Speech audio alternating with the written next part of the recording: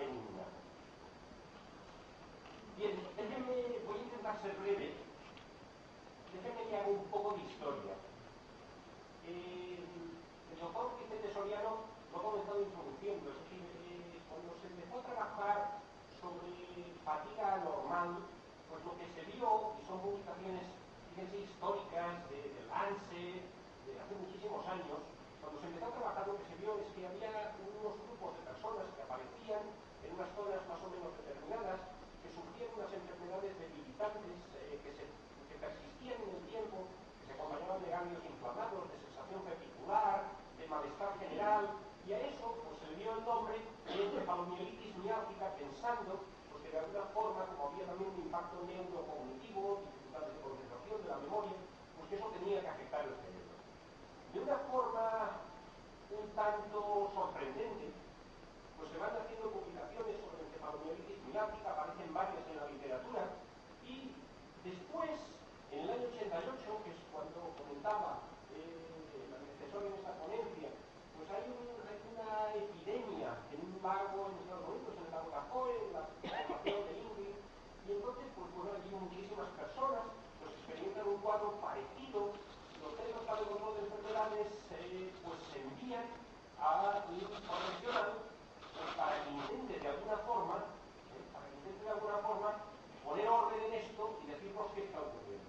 Envían al profesor Holmes, que es una persona de gran experiencia en virus, pero la definición que sale de aquel año 88 casualmente es una definición muy extraña, donde no se excluye a las personas que padecen patologías psiquiátricas para ser incluidos en los estudios de estas patologías. Bueno, eso es asombroso. Yo digo que es asombroso porque realmente la persona que se envía es precisamente un experto biólogo. No podemos resolver los problemas pensando de la misma manera que cuando los creamos. Y tal vez esta frase que me permito utilizar aquí de Albert Einstein sea lo que define un poco el hilo conductor de mi charla hoy. Tenemos que modificar los postulados que estamos utilizando para poder encontrar resultados en estas patologías. La puntilla la da la OMS, donde coge y bueno, hace una decisión salomónica, y en su Código Internacional de Enfermedades, pues lo que hace es mezclar las dos, el síndrome de fatiga postviral y la encefalomielitis miálgica benigna, y se quedan tan muchos. Parece que esas dos patologías quedan claramente diferentes por su forma de evolución, por su presentación química y tal, pues sean la misma. Y a partir de entonces las estamos denominando pues con una barrita en medio, síndrome de fatiga crónica postviral o encefalomielitis miálgica benigna. Benigna no quiere decir que no fastidia muchísimo, pero es benigna porque no mata. Entonces, los médicos, pues en general, pues utilizamos la denominación de benigna, pues cuando una patología no te lleva, no es terminal, no te conduce a la muerte, ¿no? Bien, a partir de esa fecha empiezan a surgir criterios diagnósticos dispares. Incluso los británicos siguen diciendo que su encefalomielitis miálgica se tiene que definir a través de unos criterios que llaman de Oxford, que aún mezclan más el paciente psiquiátrico. Las unidades psiquiátricas del Reino Unido se dedican a diagnosticar de forma masiva síndromes de fatiga crónica y encefalomielitis miálgica. En Estados Unidos, Fukuda, también luego posteriormente adaptados como centros para el control de enfermedades, definen unos criterios que, bueno, se han estado utilizando mucho en las publicaciones, pero que realmente no son muy contundentes y que nos dan la impresión a los clínicos de que podemos seguir a fecha de hoy entrando pacientes en estos grupos de síndrome de fatiga crónica y entrando pacientes que son heterogéneos, que son distintos. Y esto es tanto así hasta que en el 2003 un grupo canadiense se reúne y define unos criterios que realmente son de gran valor clínico, porque permiten definir muy bien, separar lo que es la encefalomielitis miálgica del síndrome de fatiga crónica, nos marcan unos criterios diagnósticos muy claros donde tiene que existir impacto neurocognitivo, donde el malestar post-esfuerzo pasa a ser considerado un criterio mayor, no como los criterios de Fukuda.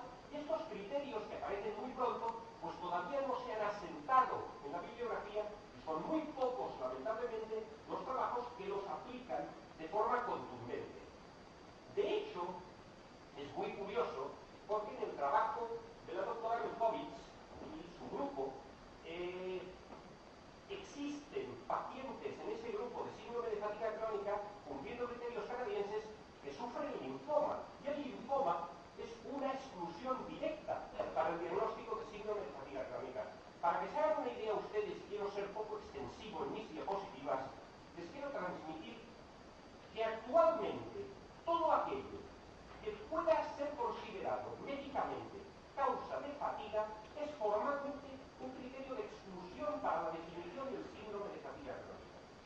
todo aquel que tenga cualquier cosa que nos pueda oler a que eso puede causarle fatiga, no debe ser incluido en el diagnóstico de síndrome de fatiga crónica si utilizamos los criterios canadienses, que son los que clínicamente tienen más valor para la definición estratégica del síndrome. Pero eso no se acaba ahí. Es decir, con los criterios canadienses damos un paso de gigante, se marcan unos criterios clínicos que son muy medibles, muy estandarizables, pero aparece un compañero y nos saca una cosa que llama la definición empírica. Y como será la casualidad que este compañero es el que dirige la investigación desde los Centros para el Control de Enfermedades en Estados Unidos para el síndrome de fatiga crónica, pues caramba, nos vuelve a complicar toda la escena, porque la definición empírica del síndrome de fatiga crónica del doctor William Rix nos aumenta de golpe por 10 la prevalencia de esta enfermedad. Es decir, hasta ese momento de estos criterios, la prevalencia en todos los estudios del síndrome de fatiga crónica oscilaba entre un 0,2 y un 0,4% de la población adulta, y a partir de ese momento nos situamos entre un 2 y un 4%, con lo cual estamos de una forma tremenda solapándonos con otras entidades de fatiga anormal y complicando el avance de la investigación rigurosa. En definitiva, es lo que nos trae este acto y a nuestra actividad. Justamente antes de ayer, para que vean que somos deberes y no tengo la conferencia preparada hace mucho tiempo, nos salió un trabajo precioso de Leonard Jason, donde ha hecho un seguimiento de estos criterios con las definiciones más actuales de síndrome de fatiga crónica y nos dice que no deben ser utilizada la definición empírica para el diagnóstico de síndrome de fatiga crónica. Fíjense la frase de Einstein, he ido poniendo algunas. Esta época la nuestra es más fácil desintegrar un átomo de un prejuicio de izquierda. Cuando nos vamos a los criterios de Rix, la definición empírica, que se la saca prácticamente de la manga, de lo que él ha visto, pues cogemos ahí y el solapamiento con la fibromialgia es absoluto. Prácticamente todas las personas que tienen fibromialgia, una patología que cursa con incremento de la percepción del dolor, tendrán también un síndrome de fatiga crónica según la definición empírica de Rix, pero en cambio no tendrán un síndrome de fatiga crónica si utilizamos los criterios canadienses, y es probable que muchos de ellos tampoco la tengan si utilizamos los criterios de Fukuda. Lamento ser complejo en la definición de criterios, pero es así.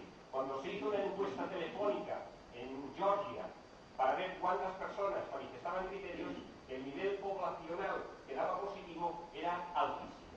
Aquí tendríamos un cuadro que trasladaría un poco la realidad y luego lo verán en una diapositiva aplicada a nuestra práctica diaria. Personas que pasan por la puerta de una consulta médica manifestando fatiga anormal, es decir, que ellos consideran que la fatiga que tienen es excesiva para el grado de actividad que tienen para sus iguales, para sus pares, pues hay muchísimos. Cuando hacemos pruebas específicas de fatiga crónica nos quedan mucho menos, y cuando buscamos el verdadero SFC nos quedan muchísimos menos. Esta es nuestra experiencia a lo largo de muchos años sobre prácticamente 4.800 pacientes. Tenemos de todas las personas con fatiga anormal que pasan por nuestra consulta, aproximadamente el 16% saldrá diagnosticado de síndrome de fatiga crónica. Un 23% quedará en este epígrafe del CIE-10 que sigue vigente, que es la neurastenia, que serían aquellas personas con fatiga debida. Esta es nuestra experiencia a lo largo de muchos años sobre prácticamente 4.800 pacientes. Tenemos de todas las personas con fatiga anormal que pasan por nuestra consulta, aproximadamente el 16% saldrá diagnosticado de síndrome de fatiga crónica. Un 23% quedará en este epígrafe del CIE-10 que sigue vigente, que es la neurastenia, que serían aquellas personas con fatiga debido a patología psiquiátrica. Un 34% será fatiga idiopática. Luego verán ustedes los criterios que se utilizan para estas definiciones, todas ellas del Código Internacional de Enfermedades, y otras causas de fatiga, que podría haber puesto aquí muchísimas, pues es el 27%. Les ruego que se queden con este dato, que puede ser erróneo o debatido por otros equipos, pero corresponde al nuestro, porque realmente, hasta que no seamos capaces de segmentar de una forma muy fiable este grupo de pacientes, o su equivalente, no podremos avanzar en el desarrollo de una investigación rigurosa. Es indiscutible el enorme impacto que el síndrome de fatiga crónica produce en la vida de las personas. Es un impacto demoledor, es un impacto superior a las enfermedades pulmonares obstructivas crónicas, a las enfermedades cardíacas, a los cánceres incluso en estadios avanzados. Por tanto, estamos ante una patología que merece respeto por el enorme impacto que produce en las personas. Esto ha sido publicado en innumerables ocasiones, en artritis reumatoide, en esclerosis múltiple, etcétera, pero parece que no sea así. Y probablemente pensamos que lo que está ocurriendo es que muchas personas diagnosticadas de síndrome de fatiga crónica no lo son, y por tanto se nos mezclan diferentes grados de afectación que están complicando a los médicos su visualización real del impacto de la enfermedad cuando efectivamente se sufre. Bueno, he traído una relación de pruebas complementarias básicas. Todos ustedes, los profesionales de la salud, las tienen en los accesos. Se trata de hacer un protocolo mínimo de cribaje de fatiga anormal. Pero después hay un punto en el que sí quisiera entretenerme mínimamente. Cuando nosotros intentamos verificar, objetivar el impacto que la fatiga física y neurocognitiva de un paciente nos está informando para poder avanzar en ciencia, tenemos que intentarlo objetivar. La objetivación viene de la mano actualmente, y es donde tenemos más nivel de evidencia, de la prueba de Chicolella. Chicolella publicó en el año 2007 una prueba de gran sensibilidad y especificidad para detectar los síndromes de fatiga crónica según el protocolo canadiense. Y consiste en una prueba de esfuerzo que se repite a las 24 horas. El primer valor se desecha y a las 24 horas tiene que haber un impacto superior al 25% en el rendimiento, con lo cual tenemos confirmada la caída, la fatigabilidad por esfuerzo de más de 24 horas. Es el primer criterio canadiense y el último de los criterios menores de Fukuda. Hay que hacer alguna valoración neurocognitiva, la que sea, pero hay que hacer alguna. Es decir, tenemos que ver que efectivamente el paciente tiene una valoración neurocognitiva alterada. ¿Por qué? Porque el paciente también querrá saber, y nosotros, cómo está evolucionando en el tiempo. Y la simple afirmación del enfermo puede ser tergiversada. Por tanto, necesitamos medir, sobre todo si lo que estamos pretendiendo es su inclusión en un estudio riguroso, tenemos que medir las condiciones para poder evaluar en el futuro la progresión del paciente, la eficacia de los tratamientos, etc. La respuesta inmune es fundamental. No hace mucho, ahora también 3 días o 4, el grupo de Nancy Klimas publicó un trabajo magnífico sobre todas las alteraciones inmunológicas que se han documentado en el síndrome de fatiga crónica. Es un trabajo de casi 40 hojas, muy bien hecho, y que recoge muchas de las pruebas que nosotros habitualmente practicamos dependiendo del perfil de los pacientes. Yo les podría decir unas cuantas, solo las tienen ustedes practicadas, las conocen los profesionales de la salud sobradamente, pues los recuentos de células asesinas naturales, la actividad de estas células, la ratio CD4-CD8, los totales de citoquinas entre la respuesta TH1, TGLP1, TGLP2, otras subpoblaciones linfocitarias, etcétera, etcétera, etcétera. Y luego se hace un estudio psicométrico para evaluar que el paciente pues, no tenga trastornos somatomorfos, trastornos depresivos, todos aquellos criterios de exclusión que podrían confundirnos en la definición de un cuadro que, por favor, no olviden, que hoy por hoy sigue siendo de definición exclusivamente clínica. Y si no nos cumple criterios, es decir, tenemos una persona que tiene una gran fatiga, que nos la reporta, que es de nueva aparición, pero no nos cumple los criterios estrictos de una afectación neurocognitiva, ¿qué hay que hacer? Bueno, pues lamentablemente hay que hacer esto.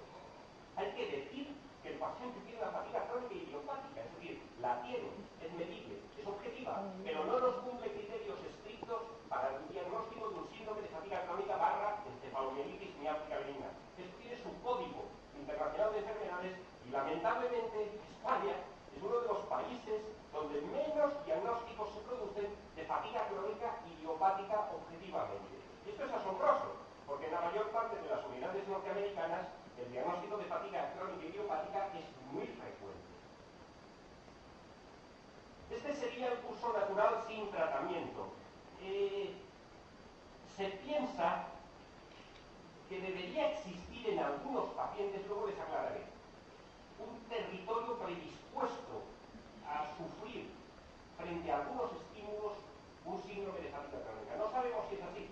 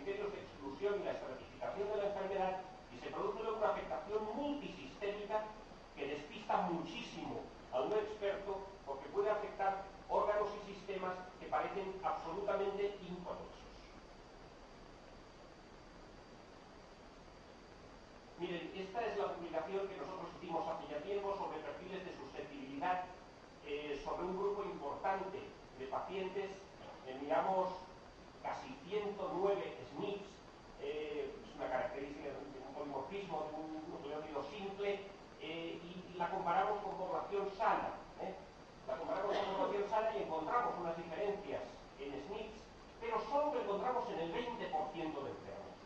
En el resto de pacientes con síndrome de fatiga crónica no encontramos diferencias significativas. Y como crítica a nuestro trabajo, les tengo que decir que la población que usamos en este trabajo fue una población de personas de la misma edad aproximadamente y sexo de los afectados, pero no sabemos si esas personas a posteriori desarrollarán la enfermedad.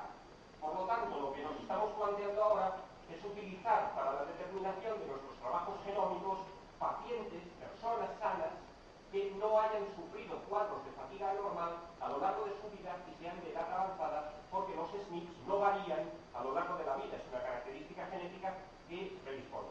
La mayor parte de los trabajos que se están diseñando hoy en día por grupos posteriores al nuestro no tienen en cuenta este hallazgo tan relevante nuestro y que realmente puede dar al traste con toda la investigación.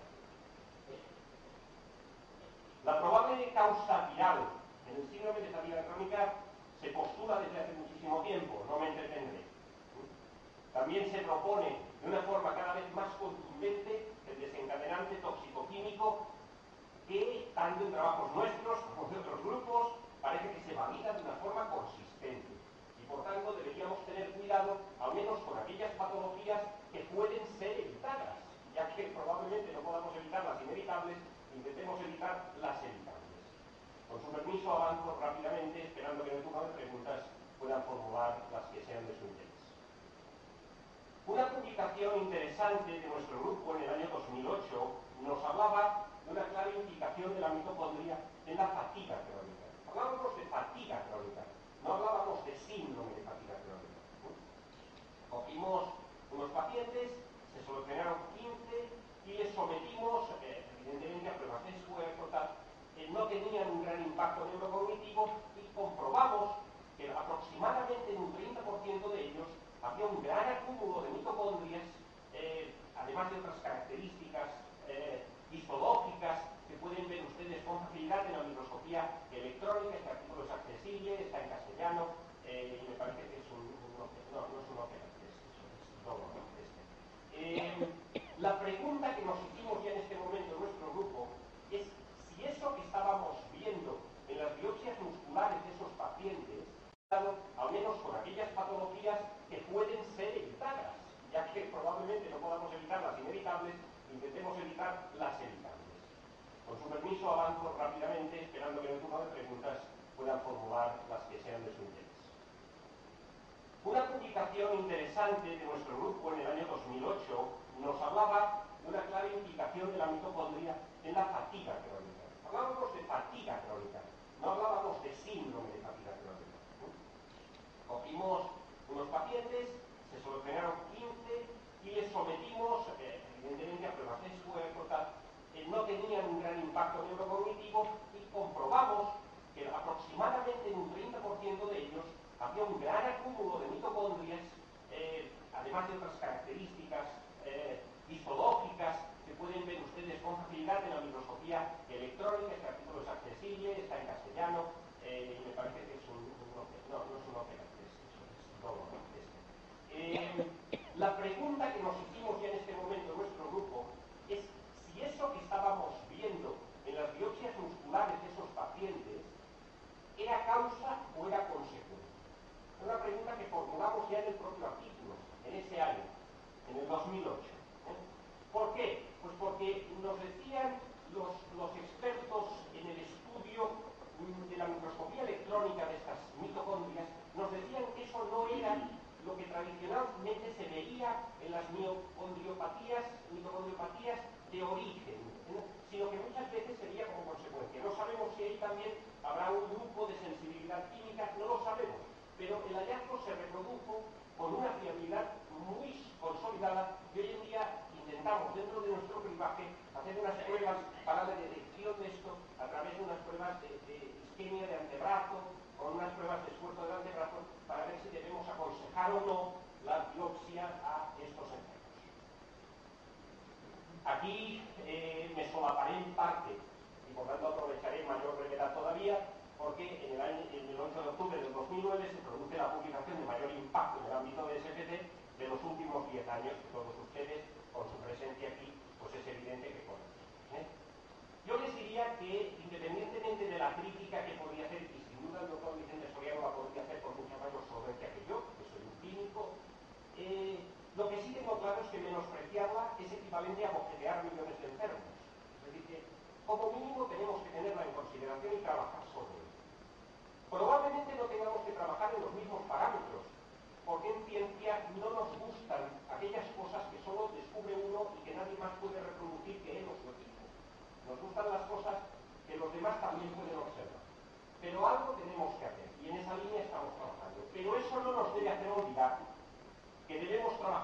máximo nivel de evidencia y alejar también los prejuicios, que son dos cosas distintas.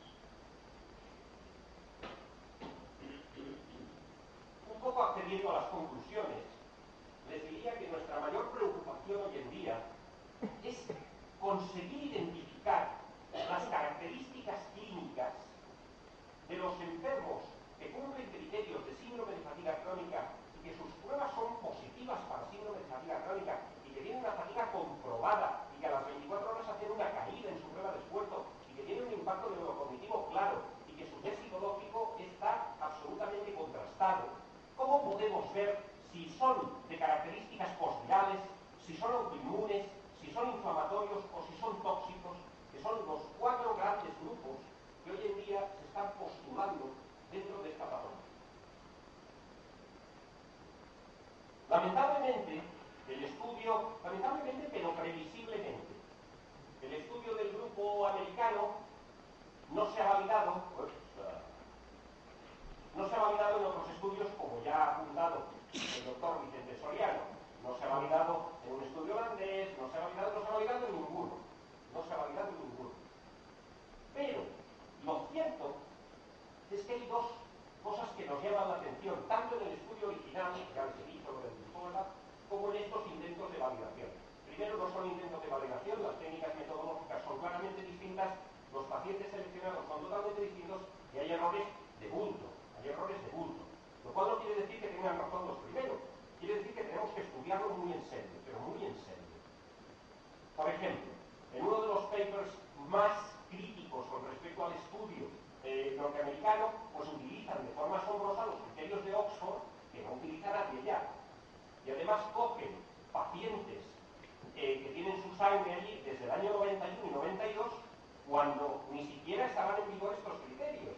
Es decir, por no alargarme, ¿no? Es decir, utilizan una forma de selección de los enfermos que cuando mi único objetivo, y aquí es decirles, tenemos que ser muy rigurosos en la selección de los pacientes si queremos avanzar, y tenemos que partir de la base que muchos diagnósticos de síndrome de fatiga crónica hoy probablemente no lo son, y son o fatigas crónicas idiopáticas o otras patologías o enfermedades por conocer.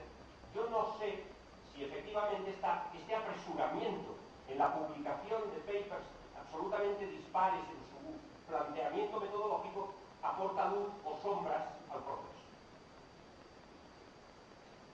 Lo que sí les puedo decir es que el planteamiento del grupo de Jurinikovich, esta es una diapositiva tomada de uno de sus trabajos, como citamos aquí,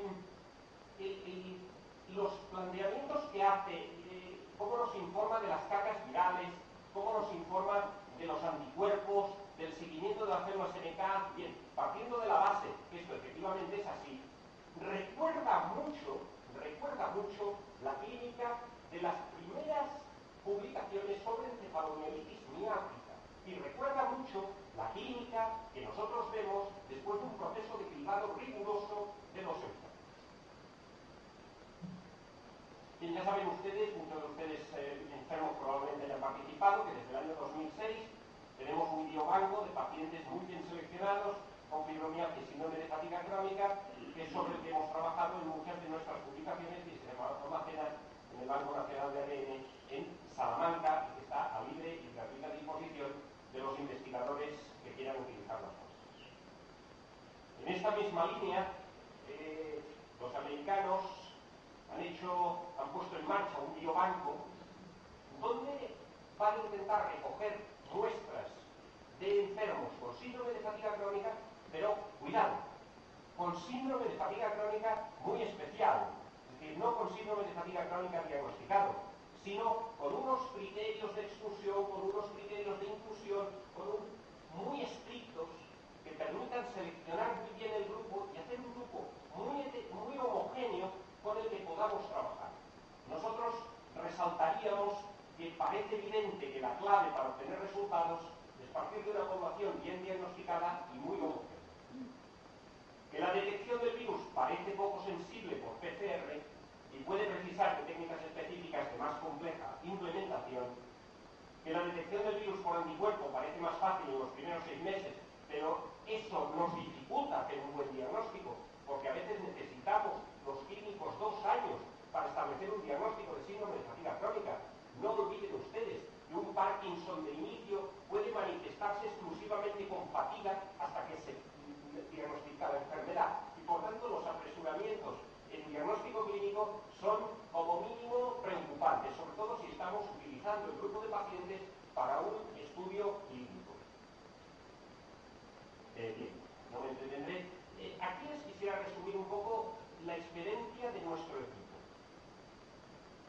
hoy en día los puntos clave en el verdadero síndrome de fatiga crónica encefalomelitis miástica para nosotros serían estratificar el grado de la enfermedad con una cierta regularidad, ir viendo si el paciente va para atrás o va para adelante. Permítame que lo diga de esta forma coloquial. O sea, al menos quiero saber si lo que estoy haciendo le sirve de algo, porque si no, muy probablemente le esté perjudicando. Entonces necesito saber cómo evoluciona esta persona. Tener claras las diferencias entre las distintas formas clínicas de fatiga anormal. Fundamental, fundamental. Solo tienen que irse ustedes. Creo que hay una diapositiva, si no les pediré excusas, pero creo que puse una porque es crucial tener claro esto. Evitar la precipitación. Hay que calmar al paciente y al médico. No hay que dar diagnósticos de primer día. Hay que esperar. Estamos en una enfermedad de diagnóstico clínico. Es decir, la verdad. No subestimar el mal pronóstico. Si tiene un SPC, lo va a pasar muy mal. Y por tanto, hay que decírselo. No nos engañemos. Mantener control médico y analítico regular, que tiene que incluir pruebas inmunológicas si es posible, evitar caer en remedios milagrosos que en mi experiencia pues suman al paciente en la desesperación, escuchar al propio cuerpo sin tampoco escucharse demasiado. ¿Entienden ustedes lo que quiero decir? Es decir, respetar los tiempos, cuándo puedo hacer, cuándo no, mantener regular. Y por tanto, hay que decírselo. No nos engañemos. Mantener control médico y analítico regular, que tiene que incluir pruebas inmunológicas si es posible, evitar caer en remedios milagrosos que en mi experiencia pues suman al paciente en la desesperación, escuchar al propio cuerpo sin tampoco escucharse demasiado. ¿Entienden ustedes lo que quiero decir? Es decir, respetar los tiempos, cuándo puedo hacer, cuándo no, mantenerse actualizado de una forma realista y clínica y confirmar el diagnóstico a ser posible con una segunda o tercera opinión experta, cosa muy difícil. Tratamiento. Déjenme que las ponga todas, así puedo ir más rápido.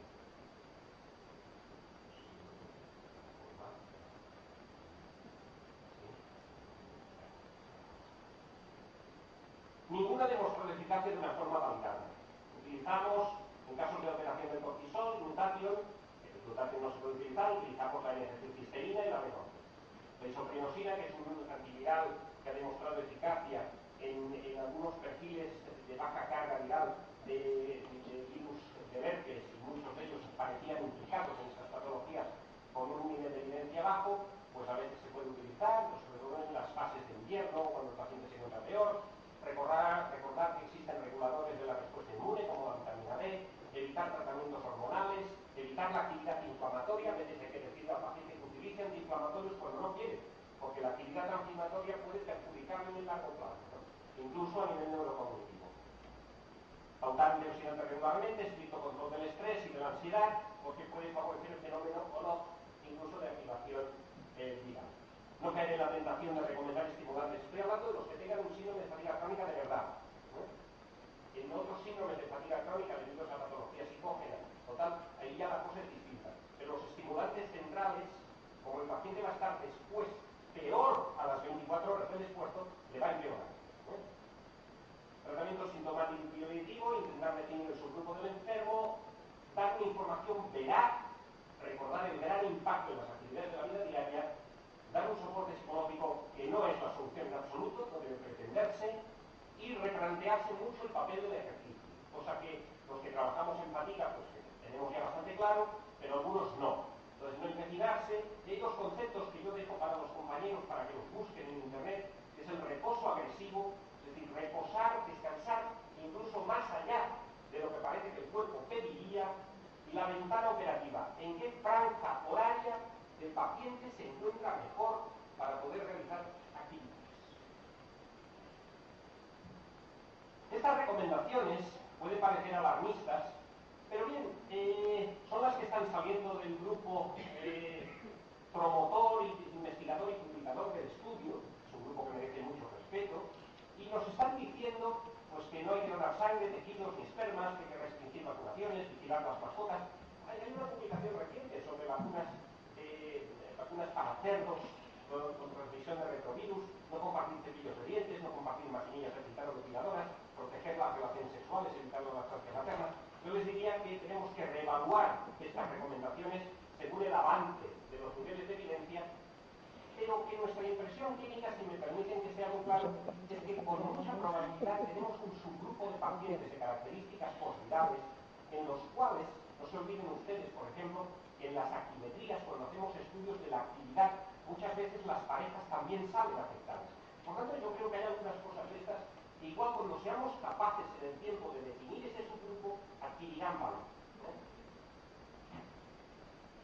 Bueno, tal vez ahora o dentro de un tiempo pues tengamos explicación a cosas que no nos explicábamos. Yo no sé si ustedes, si con esta ampliación de la diapositiva son capaces de ver esto, pero bueno, sepan ustedes que hace un tiempo se publicó un trabajo interesante solo sobre 3 pacientes, sobre el rituximab, que es un fármaco bien conocido de los reumatólogos, que es un anti-CD20, que es una línea de linfocitos, donde se hizo precisamente en pacientes con síndrome de fatiga crónica bastante bien diagnosticados, y se vio que estos pacientes mejoraban de una forma significativa. Esta es la aplicación, estos son los 3 pacientes, esta es la aplicación del rituximab, de una perfusión de 500 miligramos por metro cuadrado de superficie corporal, que se repetía a las 2 semanas, que es la pauta habitual, y luego se añadía metotrexate. Bueno, la progresión clínica de estos pacientes fue positiva en los 3 casos, y no sabíamos por qué. Bueno, se está estudiando, se está mirando si esto puede tener alguna implicación. Parece ser que el XMRV se podría reproducir en los linfocitos y que la detección de linfocitos podría tener algún significado con la utilización del rituximab. No lo sabemos. Lo que sí es cierto es que parece que esto se nos puede brindar alguna explicación a pequeños papers, pequeños pósters que iban saliendo de grupos prestigiosos que habían hecho pruebas y tal, que no ligaban mucho. Bien, a corto plazo, antirretrovirales, pero permítanme que les diga que lo que tenemos que ver son retrovirales de nueva generación, ¿no? Como les decía antes el compañero. Les he traído 2 para los que tienen interés en la búsqueda de las cosas. Bueno, ahí tienen ustedes el batuximab, que es el de Peregrine Pharmaceuticals, que es una antifosfatidilserina, que nos evitaría la caída linfocitaria, en el supuesto de que estos pacientes pues pudiesen empeorar por la depresión linfocitaria, pues este fármaco podría ser efectivo. Y uno que está dando mucho que hablar desde hace tiempo, que es el LJ001, que es un antiviral que es efectivo in vitro y en algunos animales de experimentación, está en una fase todavía muy inicial de su ensayo, contra los virus que llevan cobertura, ¿no? Uno de ellos sería el propio XMR. Aquí tienen ustedes los publicaciones.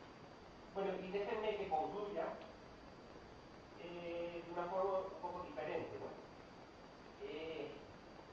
Ya en el código de Hammurabi ya aparece descrito un síndrome de fatiga crónica. La persona que de golpe y porrazo está tremendamente fatigada, se tiene que meter en la cama, está descrito. Eso lo hemos ido llamando de muchísimas maneras. La elacente de Ramón Casas en el 1902, la clorótica, la clorosis, fue una enfermedad que tuvo muchísimo auge a principios de siglo y los grandes médicos publicaban sobre ella, y después se olvidó absolutamente, había de todo en ese cajón desastre. El mal de amores, que puede parecer una chorrada, pero había clínicas especializadas en el tratamiento de mal de amores y llevaban allí a las personas, y probablemente dentro de ese subgrupo de personas que estarían allí, pues habían personas con verdaderos síndromes de fatiga crónica y que les hacían saltar y bailar y jugar a la comba sin sentido alguno, ¿no? Y evidentemente sin mejorar y tal, ¿no? Y pues pagarle solo el marqués de no sé quién. Y luego yo me he dedicado a buscar por qué se relacionan tanto, y permítanme que sea muy claro, por qué se relacionan tanto estas patologías con una falta de actividad sexual, ¿no? Yo siempre me lo he preguntado entre los compañeros, incluso uno, pero tú no tienes claro que esto. Pues no, yo no lo tengo claro, no, al contrario, lo tengo claro que no. Pero miren, sí, a principios del siglo, me refiero al siglo XX, sobre el año 1902 también, pues hubo un médico, y yo he visto las historias clínicas, que empezó a tratar a sus pacientes con fatiga y con dolor generalizado, pues con lo que llamaba la estimulación del clítoris. Había este aparato que se llamaba